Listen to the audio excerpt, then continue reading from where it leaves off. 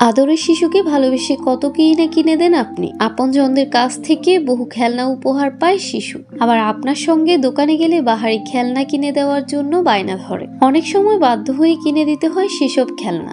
শিশু খেলনা ছড়িয়ে ছিটিয়ে খেলবে, এটাই স্বাভাবিক। তবে খেলনা যদি হয় অতিরিক্ত, তখন ব্যাপারটা কি দাঁড়ায়? শিশুর মানসিক বিকাশের সময়টা খুবই গুরুত্বপূর্ণ। এই সময় প্রয়োজন মাফিক সবকিছু শিশুকে নিশ্চয়ই দিবেন, তবে প্রাচুর্য শিশুর জন্য নেতিবাচক হয়ে দাঁড়াতে পারে। বরং শিশুকে এমন ভাবে গড়ে তুলতে হবে যাতে সে নিজের ইচ্ছার পাশাপাশি অন্যের ইচ্ছেকেও গুরুত্ব দিতে শিখে। বস্তুগত জিনিসের প্রতি যাতে শিশুর অতিরিক্ত আকর্ষণ না হয় সেদিকে খেয়াল রাখুন। মানবতা ও সৃজনশীলতার চর্চাও কিন্তু হতে পারে খেলনার মাধ্যমে। শিশুর বিকাশে খেলনার নানামুখী ভূমিকা প্রসঙ্গে বলেছিলেন রাজশাহী মেডিকেল কলেজ হাসপাতালের মানসিক রোগ বিভাগের সহকারী অধ্যাপক ডক্টর মোহাম্মদ জসিমউদ্দিন। খেলনা বেশি হলে ক্ষতি কি? অতিরিক্ত খেলনা থাকলে শিশুর হয়তো এখনই একটা খেলনা নেবে, খানিক বাদেই ঝুঁকে পড়বে অন্য একটাই।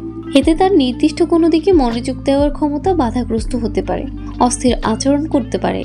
আবার শিশু যখনই যে খেলনা কিনতে চায় তখনই যদি তা পেয়ে যায়, তাহলে সে এতেই অভ্যস্ত হয়ে পড়তে পারে। পরবর্তী সময়ে কোনো কিছু না পাওয়ার অনুভূতি তার ভেতর নেতিবাচক প্রতিক্রিয়া সৃষ্টি করতে পারে। সামাজিক পরিসরে অন্যদের সঙ্গে মিশতে গিয়ে অসুবিধা হতে পারে তার। বস্তুগত জিনিসের প্রতি মোহও গড়ে উঠতে পারে তার।